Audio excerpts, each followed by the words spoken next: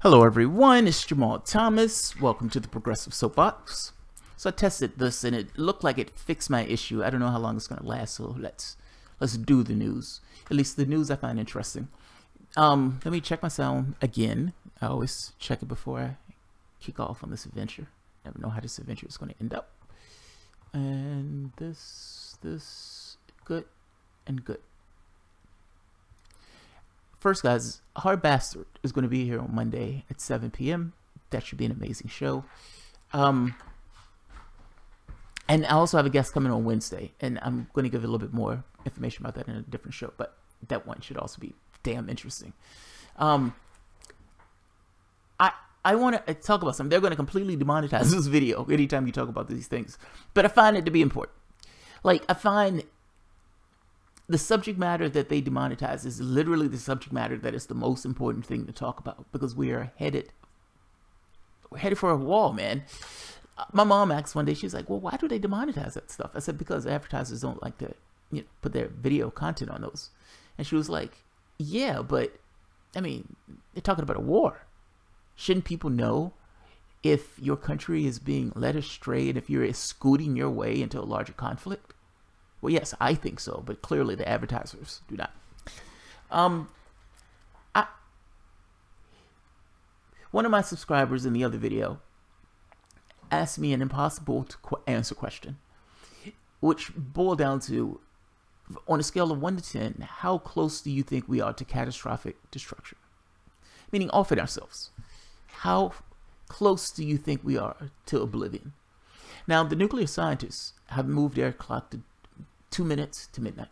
If I'm not mistaken, that is the closest that has ever been, or at very least the closest since the Cold War. That is a worrying development. They're not moving that for no reason. It's not arbitrary. They're moving it because they're looking at the events that are going on around the world, and they're troubled by those events. I am troubled by those events. This took place, this was a few days ago. Not a proxy war. Lavrov says United States, Britain, British, French special forces are directly involved in the Syrian war.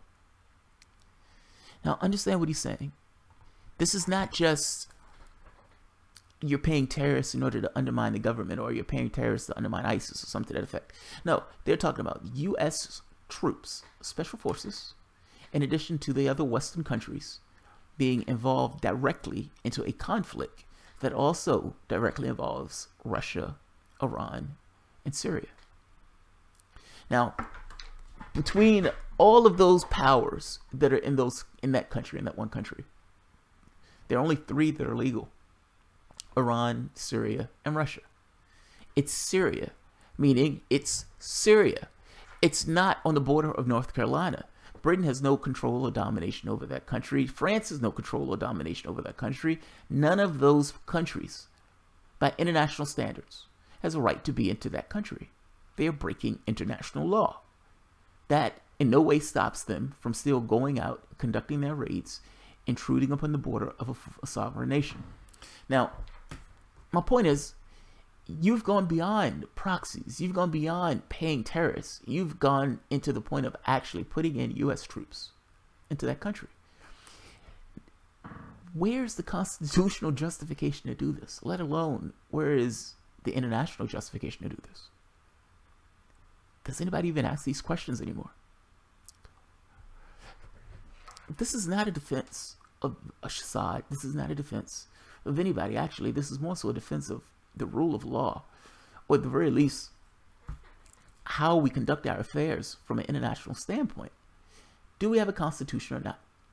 Is the president of the United States a king, or is he a president?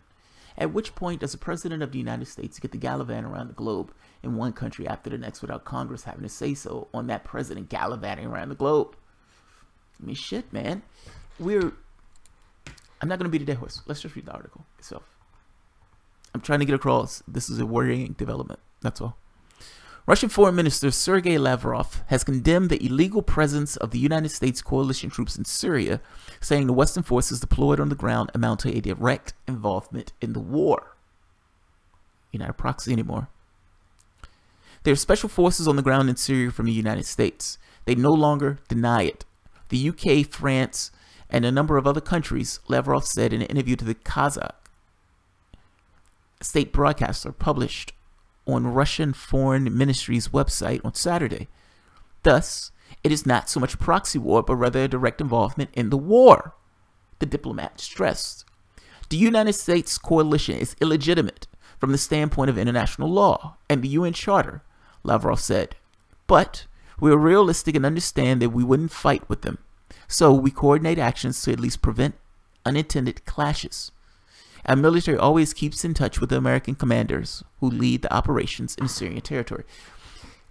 What if there's a mistake? What if a Syrian craft is flying by? The United States thinks it's a Syrian craft. For whatever reason, the United States shoots it down and it's a Russian jet. What if it's the other way around? What if it's a Russian that shoots down an American jet? What happens? What happens? Both countries are directly involved in this war. All of these countries, if I'm not mistaken, are nuclear-powered nations. This has the potential for dramatic and devastating consequences. We should not be in that country. We should not be in that country at all. It's not on the border of North Carolina. Moscow is also a permanent dialogue with the United States General Staff official who actually leads the operation on the ground, the minister said. Lavrov also stressed that attacks on Syrian and pro-Syrian forces in the United States-controlled areas deserve condemnation, given that Russia has been repeatedly and solemnly assured that the presence of the United States military in Syria is aimed exclusively at fighting terrorists. Understand what's being said. The U.S. forces are also attacking and killing Syrians. Russia is aligned with Syria. Please tell me you can understand the potential for dramatic escalation of consequences with this situation. Let's keep going. It gets worse. How can it get worse? Well, United States training Syrian militants for false flag chemical attack as a basis for airstrikes. Russian Ministry of Defense. Now, in a nutshell, they're trying to say that the United States is working with Syrian terrorists, which they are. The United States is working with terrorists in that region to undermine the government. They call them Syrian Democratic Forces. They can call them whatever they want. They're terrorists. What was the Confederacy to the United States government? The Confederacy was a band of terrorists trying to topple the United States government. The same is true. The difference in this case is we don't call them terrorists because that has such a dirty word to it. We call them Syrian Democratic Forces or something to that effect. But my point in this is, Russia is making the point. The Ministry of Defense has intelligence that the United States is planning a false flag attack using chemical weapons in order to create a pretext to attack Damascus.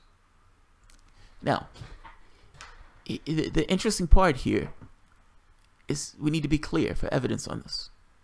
They are arming terrorists. This is Tulsi Gabbard. Tulsi Gabbard has a bill, Stop Arming Terrorists. Stop arming terrorists. You would think that the moment that you say you're arming terrorists, the conversation would kind of spiral into, what? What the fuck are you doing? But it does not. It continues.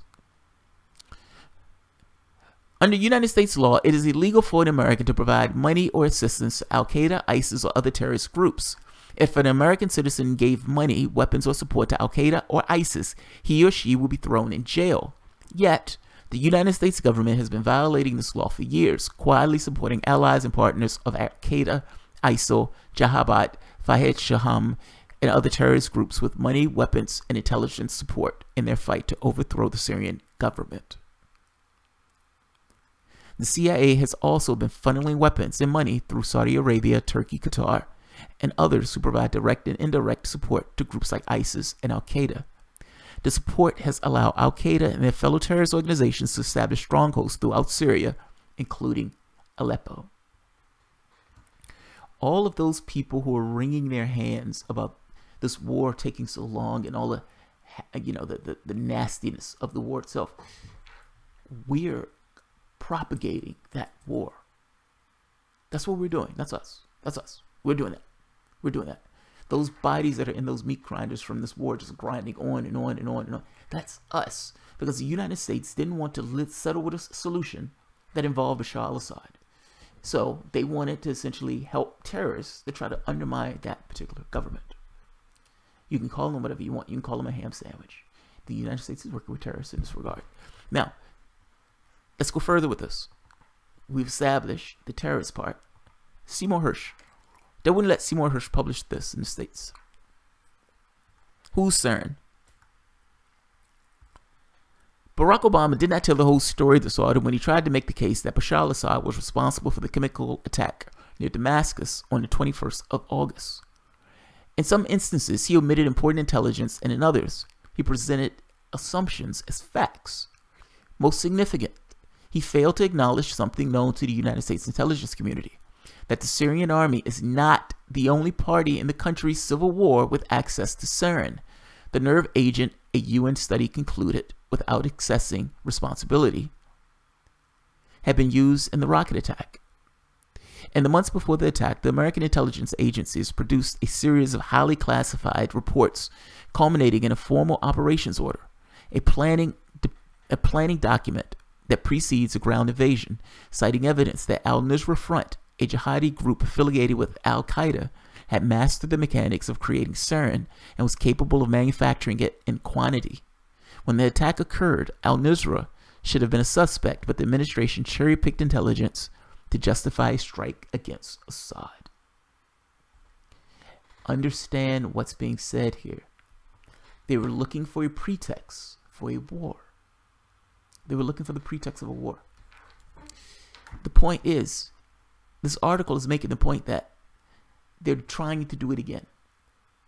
Mathis came out saying, yeah, we don't know who did the gas attack. He admitted, we don't know. Donald Trump did an airstrike. Jake Uger called it a Nerf bomb. Nerf bomb. It was a soft bomb. It blew sparkles when it blew stuff up.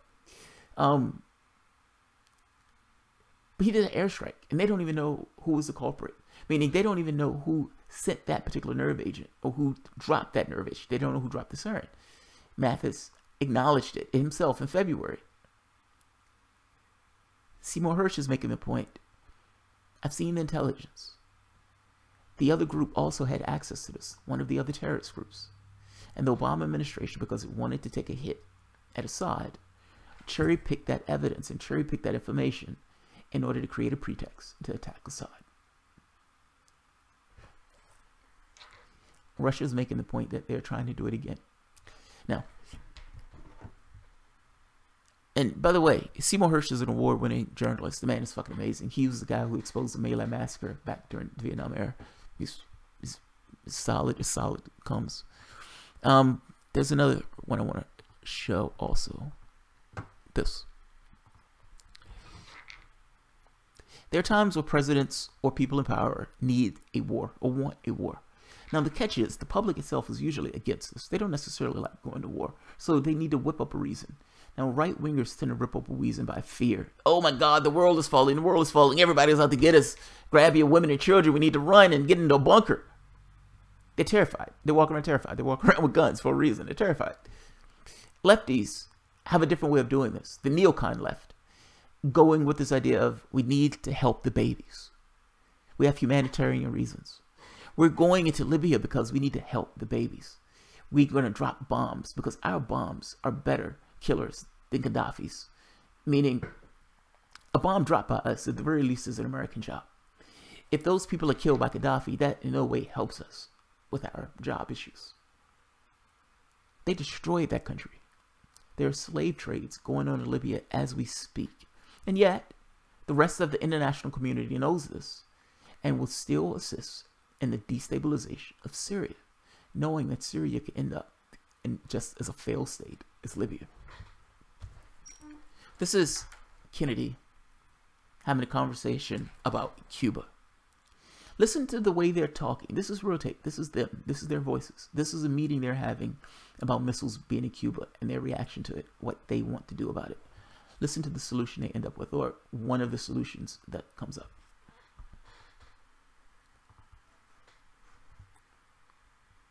I don't believe myself that the critical question is whether you get a particular missile before it goes off, because if they shoot those missiles, we're in general nuclear war. So the Soviet Union has got quite a different decision to make. We don't know what kinds of communications the Soviets have at those sites. We don't know what kinds of control control they have over warheads. They're now considering these then Soviet missiles. They Soviet offensive capability. We'll have to consider them Soviet missiles. It seems to me if we go in there, lock, stock, and barrel, we can consider them entirely Cuban. Now, what we say for... Wait, first, I want to point that out because that's awesome. I love that. Like, politicians lie constantly. They lie because they need to show certain fronts, and they need to be able to get into this kind of legalese of wheeling out certain things that they say. So Hillary Clinton will come out and say, yes, I'm against the Terror and Specific Partnership. What Hillary Clinton means is, I'm against it the way it is currently. I will sign my name to it after I change a letter or two, and then I will be okay with it. Technically, she's not lying, but yeah, she's lying through her teeth. It's the technicalities. He's saying, well, we go in there lock, stock, and barrel, and we say they're Cuban missiles. He's using a political solution to this. That is not a political solution, because those Cubans and those Russians are not necessarily going to look at it as if they're Cuban missiles. The politics of this is different than the reality of this. The two should not be mixed up. He gets checked on that, by the way. Somebody explains that to him, that the politics and the reality are two different things. The internal politics of what you call this from your administration is not necessarily going to be taken as if it's the word of God from an international community. And the same issue or quagmire that Theresa May is in right now, where she's pointed the finger at Russia for doing something, well, that's internal. The internal politics are not exactly the same as international politics. Fact is, if you were internal to your country, you could present that as if that was the word of God, because you were the highest authority in that particular country. In an international community, not so much. Not so much. You're working with other states. Those states have domain over themselves, just like you have domain over yourself. But you don't have domain over them. If you're going to bring evidence against another state, then you need actual evidence. You need actual evidence. You can't just point to somebody and say they did it, and the rest of the community is supposed to take you at your word for it. In this case, he's like, we're going to go in, we're just going to call them Cuban missiles. You can do that internally. You can say that on every media station in America. The international community is not necessarily going to take that as a flat fact. Your society may, but the rest of the world may not. They may look at those things as being Russian missiles. The fact is, if Russia looks at those things as being Soviet missiles, you have a nuclear war in your hands. Let's take a look at it. I mean, let's let him finish. That's not the part I was even talking about. Political purposes and what we think are not identical here. But I mean, any rational approach to this must be that they are Soviet missiles, because I think Putin himself would never risk a major war on a fellow as obviously erratic and foolish as Castro.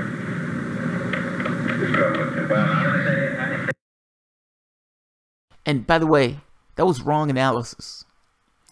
In the end, that was wrong analysis. Khrushchev had already gave the order to launch if they were launched against. The launch order was already in. He's saying Khrushchev wouldn't start a war with someone who's as radical as Castro. Yes, he would have. Yes, he would have. He didn't have a choice but to at the point. If they would have escalated, it would have been out of Khrushchev's hands. Let's keep going. That's the part that scares me the most about this. It's not the human element of this, or maybe you want to call it the human element of this. This tendency of human beings to turn themselves into kind of cogs in a wheel and abdicate authority for things that they themselves are doing. So it's, yes, I assisted in this, but it wasn't my fault because I didn't ultimately make the decision. I just actually pulled the levers and turned the wheels. So, let's let him keep going. At a certain point, I guess my point is, it doesn't become a thing of human will. It becomes this thing of this almost like an automatic process where you don't have a choice but to escalate. And at that point, Khrushchev was willing to escalate. Let's keep going. Of course, one other thing is whether we should also think of whether there's some other way we can get involved in this through Guantanamo Bay or something, or whether there's some ship that, sink the main again or something. Did you hear that? He's talking about a false flag. They're trying to figure out a way to get into military conflict because those missiles represent a threat to the United States security. They're bringing up one idea after the next that they can use as a fig leaf to do what they want to do. Now, in this case, they have a goal in mind. The politics around explaining that goal is going to go towards whatever the goal is. Like for example, okay, you want to go into Cuba. You can't just go into Cuba, because if you go into Cuba, you're going to start a major international conflict. How do you square that circle without ending life on the planet while at the same time addressing the issue of the missiles? Now, he's using the fig leaf of Guantanamo Bay. Can we sink a ship or something? Can we say that these guys sunk one of our ships? And in sinking one of our ships, it would give us a reason and a pretext to do what we're trying to accomplish. You don't even have to go back that far. How about this one? Where is it? Right here. United States government planned false flag attack to start war with Soviet Union, JFK documents show. Those documents show a lot of things.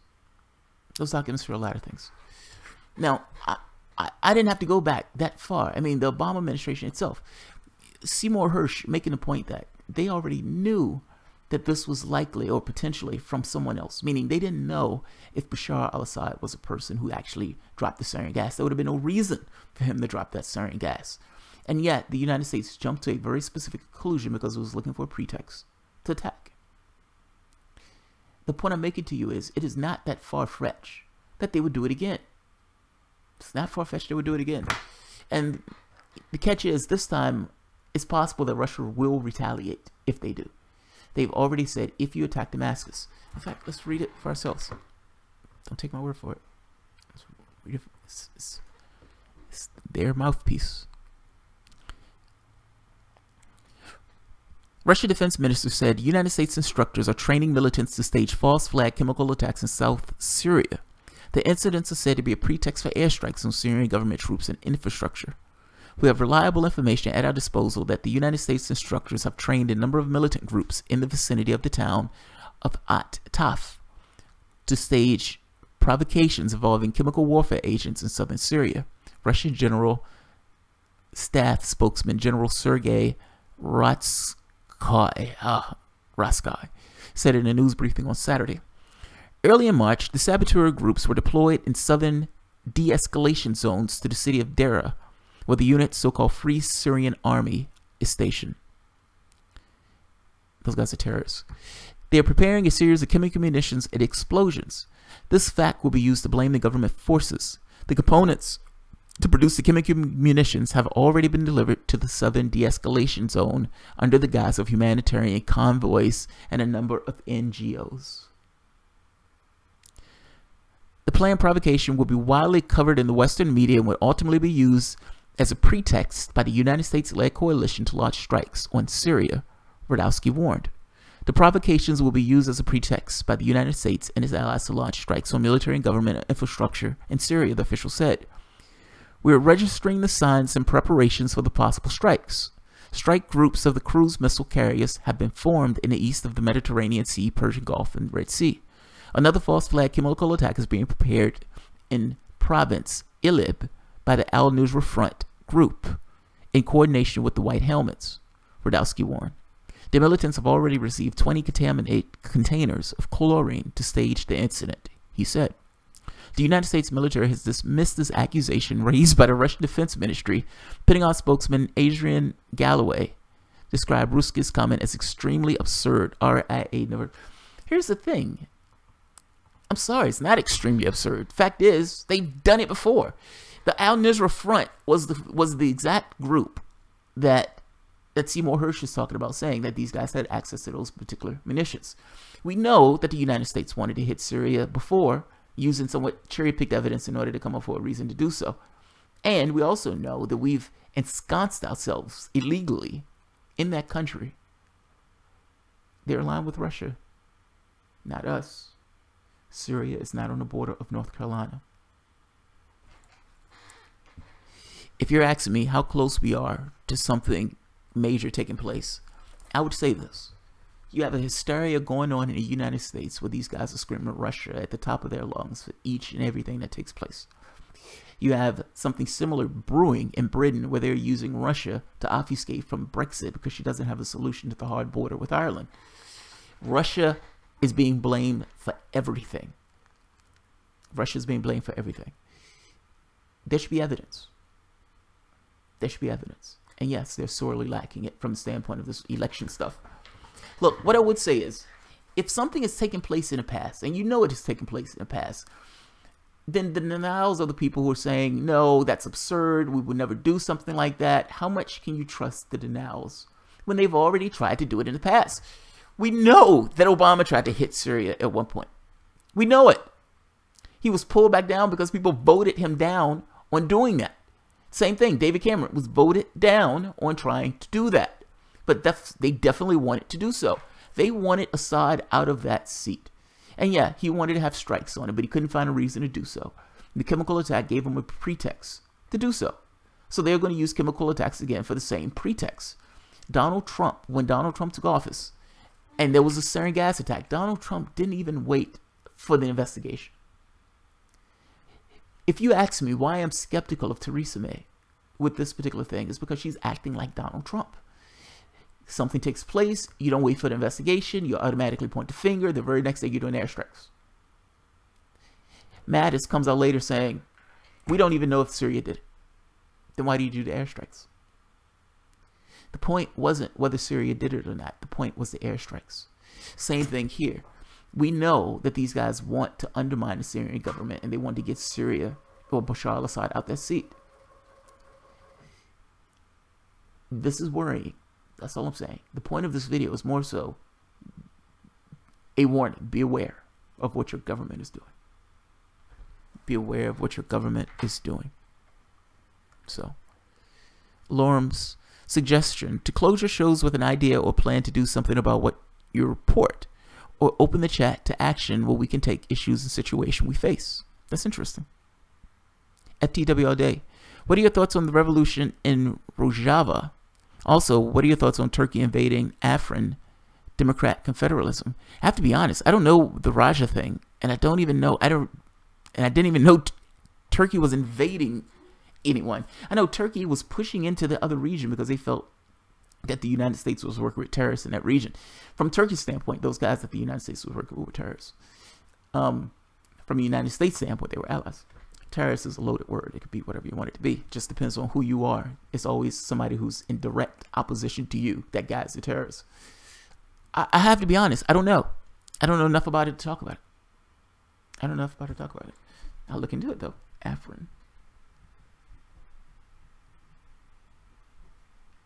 And what was the other one? Revolution in Rojava.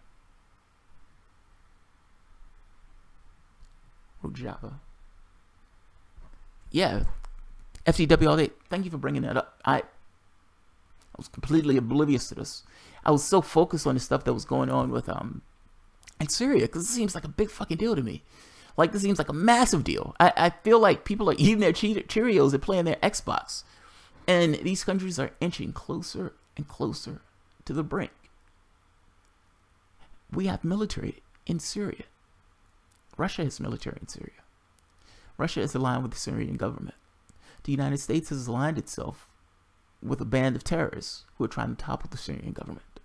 That band of terrorists is looking for any pretext, meaning it would make perfect sense for the terrorist group to release a chemical in order to get the regime attacked. Seeing as that what the United States want to do anyway, it would make perfect sense that they will work in tandem for this, seeing that they already work in tandem. This makes all the sense in the world to me. Now the question becomes, what happens if that attack does take place? They've already flagged us. What's going to happen? My biggest fear to this is the United States attacks Damascus and Russia attacks the United States. That's my biggest fear. And we're off to the races. To close your show with an idea or plan to do something about what you report. Lorms, I think the most disempowering thing associated with this is I have no idea what the individual does for this. There doesn't seem to be an anti-war movement. Nobody seems to care about the fact that this country is sliding closer and closer into a war. So many of these people really honestly believe that Trump is working with Vladimir Putin. So to them, any idea of a war or conflict is just out of their head, as if it's impossible for it to take place. Those people are living in a fucking fantasy land. They are sliding closer and closer to the brink. Why do you think Russia is putting out cables like this? Do you think they're putting out cables like this for their health? They're doing so because they're talking about You guys are getting closer and closer to the brink. You believe you're a unipolar power. You are not. You are a fading giant. Now, if the United States doesn't want to own up to the fact that it's a fading giant, and it still tries to overstretch itself, then all hell is going to break loose. Because fact is, it is massively hypocritical for the United States to invade countries left and right and then point a finger at Russia and the Ukraine. I mean, come on, that's fucking insane. Like, all of these guys are hypocritical actors in this. It's not that Vladimir Putin is a good guy. It's, I don't want my uncle, nephew, cousin, sister, brother engaged into a conflict for no fucking reason. I mean, shit, man. I mean, we've been engaged in a war for the past, 18 years? Going back since the beginning of this goddamn country. And in this one case after the next, it's like they find the most hawkish, batshit crazy, neoconish position to take. You too, Britain, with Theresa May screaming that it's Russia, howling like a banshee, that Russia was responsible. She hasn't even done an investigation. So yeah, I am massively skeptical of the things that these people say, and you should be too.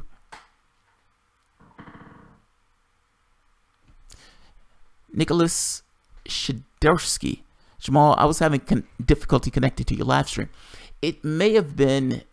So I started up the live stream initially, and the live stream was messing up, and I killed that live stream and restarted it. You might have been trying to catch on during that time. Do you slant your viewpoints based on the amount of money you receive from your donations? Like corporate media? Clad illusion. No, I do not. In fact, I don't even know who those people are. Like, I don't know the... I don't know who they have as the commercials. It's like a filter between it.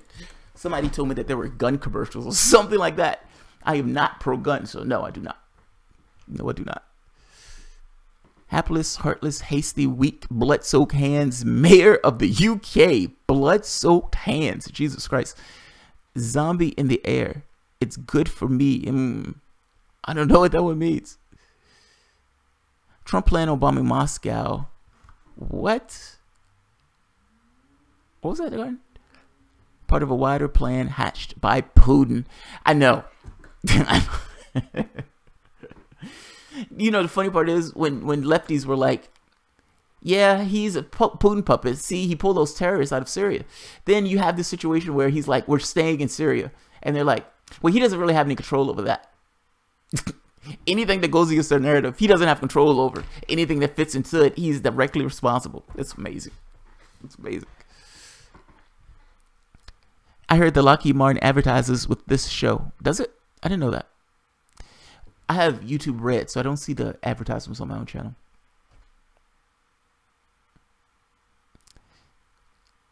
The Great Eye of Putin is watching, guys. Watch your words.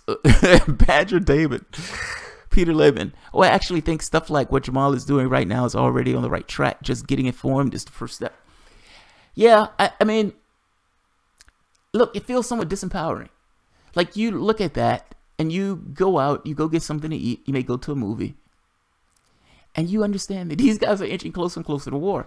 And it's one thing when I do this job more now than I think I ever had before. I focus more on it.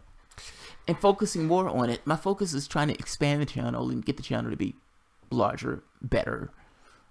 You know, just expansion. Get it to the point where this can be a full-time thing that I do, and we'll see where it goes from there. But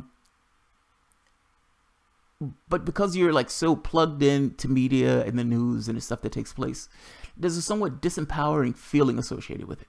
It's like you're aware of something that you in no way have any capacity to do anything about. It seems so far away from you, even though you're aware of it. It's like I acknowledge that this missile or this meteor is going to hit the planet. But the best thing I can do is acknowledge that the meteor is going to hit the planet. I can kiss my ass goodbye. That's pretty much the most that I can do. Or at the very least make peace with the situation. Of all the things that I report, I think this one is probably the most worrying. I've seen too much historical footage on how these guys tumble into conflicts. And it's not necessarily that these guys always believe that they're going to have a conflict. It's not even that they always want a conflict. Sometimes there's miscommunications between the countries. Sometimes there's mistakes between the countries. Sometimes you have belligerent leadership or a crumbling country. You have different factors that work when these guys bump heads on this stuff.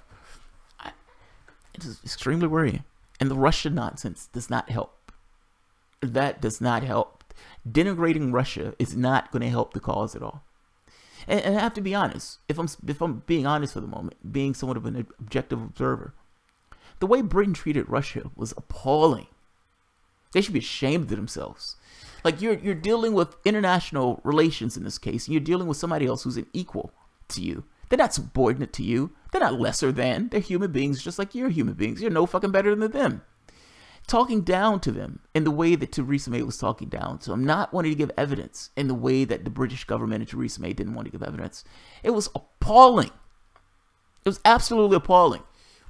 You should treat them as if they were your equals, because they're your equals. And you're dealing with international terms in this case, meaning you should function as if they're international terms. You're assuming that Russia did it, which again, you haven't even done an investigation. You haven't even done an investigation.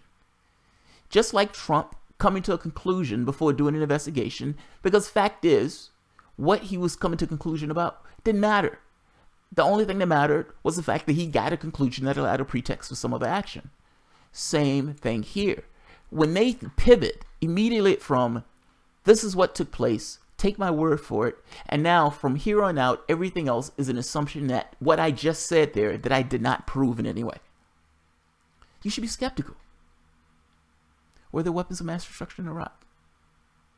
Were there weapons of mass destruction in Iraq? If there is nothing else in your life to give you this idea that your government can either fuck up or make shit up, were there weapons of mass destruction in Iraq? And how many Brits lost their lives for this nonsense that these guys worked up? Let alone how many Iraqis. It's fucking aggravating. Jay Scott, good vid, Jamal. Wake the people up. I'm trying, Jay, man. I'm trying. I don't know if anybody's hearing it, but I'm trying nonetheless. Do like 30 videos all on the exact same topic over and over and over again. And I find like it's like I'm finding myself having to force myself from this topic. Between this, the CIA thing, there are times where my head gets stuck in a particular topic and I think to myself, wait a minute, this is a big fucking deal. This is a massive fucking deal. Clearly, I'm not the only one that thinks this is a massive fucking deal. In which case, I end up doing video after video after video, making the point of why it's a massive fucking deal. I am trying not to do that on this particular topic. I did it on the one for the CIA, where I just kept doing a video over and over and over again. And bastards demonetize all those videos. YouTube's fucking us on that. It's anything. It's bizarre to me that any little topic, it gets this thing of, oh, this topic is a little edgy. We don't like this topic. It's too edgy. But nevertheless, it's topics that need to be talked about and discussed. And in this case, yes, people need to be aware of what's taking place abroad. And they need to be aware of what their government is doing and what potentially their government is planning. And also, they need to be aware of that Seymour Hersh article, where Seymour Hersh is making this point of, they're lying to you. They're cherry-picking evidence in order to position you in a way to allow them to get their way of toppling that regime. Do you want your government to be in the business of wasting your tax dollars, toppling other regimes around the globe? Do you want Syria to look like ISIS? Do you want ISIS to take over Syria, a territory that large? I'm just saying. I'm just saying. Hey y'all, well, at least we can have some sanity in that echo chamber. Microsoft Word technical support. You know what though? I think it's an echo chamber, but I don't think it's as bad as I think people think it is. Like, I've had Trump supporters say really nice things to me. And mind you, I call the guy a reality show host and everything else. But I think from their standpoint, I try to take it fair. And I have to be honest, the Democrats have lied, the Democrats have cheated, and I don't understand why they get the presumption of correctness, or even the presumption of truth when the media is talking to these guys. They should be extremely skeptical of what these guys are saying, and yet they're not. They're skeptical of everything Republicans say, but they're not so much what Democrats say. There's a clear bias in the way they've been operating since Trump has taken office. Objectivity has gone out the window. Jamal should do a show about Stormy Daniels. Hello, jerk. I've been trying to avoid that show. I've been trying to avoid it. I've been trying to avoid it. You were an appearance request on Jimmy Dore today. No fucking way. FTW all day. Are you serious? Who asked? Who put in a request? That's awesome. That's awesome. Yeah, that's awesome. He's not going to bring me on the show, but that's awesome. I like it. Jimmy Dore is one of my favorite people on YouTube, hands down. His show is fucking awesome. I can't be certain of this. This is a total rumor. I'm pulling this clearly out of my ass, so don't walk around and put any legitimacy to it at all. I think Jimmy ate one of my content things. And mind you, that doesn't really matter as much because I think all of us are swimming in the same sandbox. And so sometimes you swim over the same things. But I was like, I think he just ate my show. But that's cool. FTW all day. Yeah, that's cool. You were request on Jimmy Dore today. I would love to be on that show. He's awesome. He's fucking hilarious. It's funny when you're talking to people like Dore or talking to people like Lee Camp, you become aware of stylistic differences between you and the other person. Like, your own communication style is just your own communication style. You communicate the way you communicate. But Lee is extremely energetic when he communicates. So he pumps out a lot of information in a very short period of time. And I think when I look at my shows, I tend to take a longer time with being far overly verbose when I'm trying to get something across. Hopefully that'll just get better. Very disappointed in Jimmy not buying his I'm too naive to understand investments. Oh God. I know what you're talking about. The conversation, like where you ask the question, if that politician gets $20 million, you believe that politician is bought? Yes.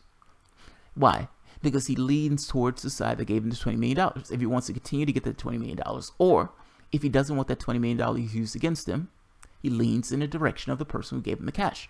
And his balancing act is to be able to convince the public that he's not bought, even though he's perfectly bought. What about an investment? What about an investment? Does a $20 million investment do the same? Like, if somebody gives you $20 million bucks, does that in any way buy a certain level complicity? I don't know the word for it. I mean, look, at this point, you can look at their network and the shows that they cover. It's MSNBC Light. And I've heard people have honest conversations about that, where they were disliked it. Like, understand what I mean? Like, not people who just hate TYT to hate TYT. Not people who are just shitting on it just to shit on TYT. No, but people who were like, I really used to like the network, and I cannot deal with the changes that have taken place in the network. Like I said, they weren't necessarily spiteful or anything else. I thought they were having just an honest conversation. It has changed.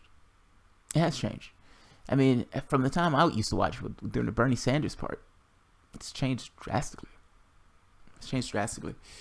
I mean, for all intents and purposes, it just seems like they're Democratic functionaries. Like the goal is to sheepdog into the Democratic Party. I don't see any, I don't know how any else you play it. All the candidates are Democrats. They're working in association with the group Justice Democrats. I mean, all of this stuff literally seems to, how can we sheepdog people back into the party apparatus itself? 15 million people left. We need to get these lefty networks in a way that can help us get them back. That's just how it seems. I could be wrong. I could be totally wrong. Clyde Illusion. Jamal, if I send you $20 million, will you take off your hat? Yes. You can even have it. You can even have it. I have tons of hats. You can totally have this one for $20 million. It's all yours. But I need the check first, buddy. That check better cash. That check better work. In fact, don't do it. Because then they will be like, that check was smuggled through, well, what's his guy name? What's that? That check was smuggled through Clyde Illusion, who was really named Rostam Islambaum. And that $20 million was essentially a payoff from Russians that was funneled through a law firm, that was funneled through Clyde Illusion, that was funneled through me in order to get certain cover. Like, I don't want to be smeared as a Russian troll. Look, the positions I take, I often have to check myself. I'm like, are you being overly generous to Russia? And I realize it has nothing to do with Russia. You could put in any country into that mix for me. Country X. I don't even know what X is. Country X. My opinion would be the same. We have no business in that country. We should not be in that country. We're illegally in that country. bring our troops and soldiers home. We're spending $1 trillion on the military policing the world. Why? Those things are none of our business. Leave them to their devices. Let's deal with the issues that are affecting us. We should not be in the business of regime change. Period. We should not be in the business of regime change. If those countries want to regime change, meaning if they want to change their government, then they can change their government. We don't have to have a part into it. Now, is there a point where humanitarian crisis demands intervention? Yes. I'm not a peacenik to the degree where I don't necessarily think you don't intervene in all situations. If people are being massacred, if people are being killed. But there's a difference. Not necessarily talking about a war zone. I'm talking about an actual genocidal massacre, where one side just massacres a large number of the other side. That's not what we have. These guys are fighting a war. I mean, it's like tens to 100,000 of those fighters in that particular area of the world. The West, the media in the West, is giving a portrayal as if Syrians and Russians are just murdering civilians, and that is nothing. Nothing could be further from the truth. Nothing could be further from the truth. Yes, they're in a war. Yes, they're killing people. Guess who helped propagate that war and keep that war going on? Us.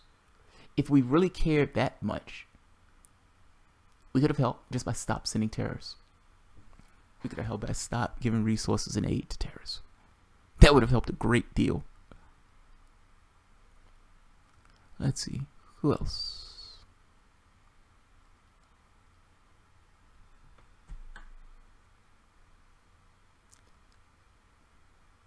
Let's see.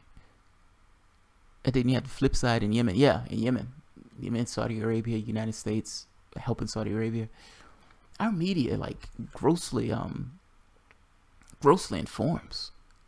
Like it really does. I was reading a story the other day from CNN, and the author was writing in this passive-aggressive way, as if the Russians and Syrians were these animals that were just eating and killing babies and killing people, and these weeping mothers to the side.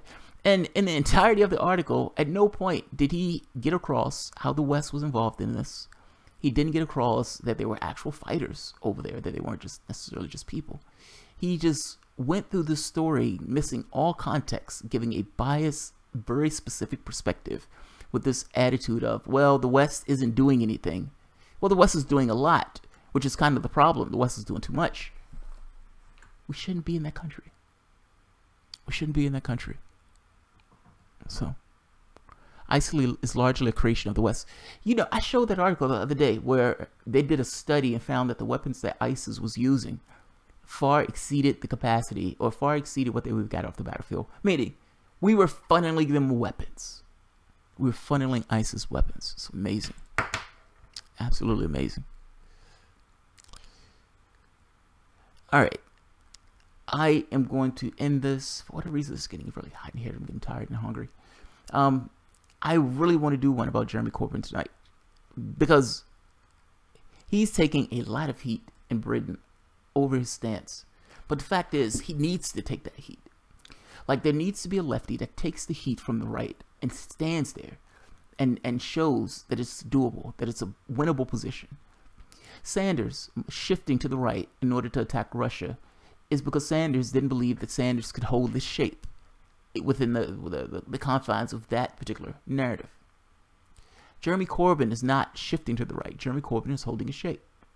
And he's being hit for holding his shape. His shape is the most rational thing in the world, and yet he's being hit for it. Fact is, somebody's going to have to walk through that door if a lefty is really going to take power. Anytime they want to attack the left, wars come up. Conflicts come up. They use that as a way to show, you know, this kind of weakness of the left in a way. He needs to stand strong in his position, and he needs to show that that position can win. Show it can win. Hysteria cannot always win out over a rational case. Now, I don't necessarily know if he's going to be able to withhold that position in that way, but he's trying to hold his shape. And he should get all the credit in the world for doing so. It is profoundly rational for him to do it that way. So, I'm going to end this. FTW all day, J. Scott, and Lorms one. Guys, thank you very much. I appreciate it. You guys help out a lot. I mean, you guys, look, I said before, somebody said we have the smartest chat in the business. you guys make the show. Like, I do this, I enjoy this, I come out, I shake, I dance, I sing, and for all intents and purposes, if I was doing that by myself, it would look immensely crazy. So, you guys make the show. Like I've said it before, if no one was here, there would be no way to do the show unless I, some kind of maniac and was just doing it just for myself, going through the motions for myself. There's a Seinfeld episode where Kramer is pretending like he's on, I can't think of it, the Merv Griffin show, I believe. And he has like the studio, everything set up, and he's pretending as if he's running the show. It's the funniest shit in the world. But yeah, I'm going to end this. Yeah, guys, you all have a good night. Thank you very much for your support.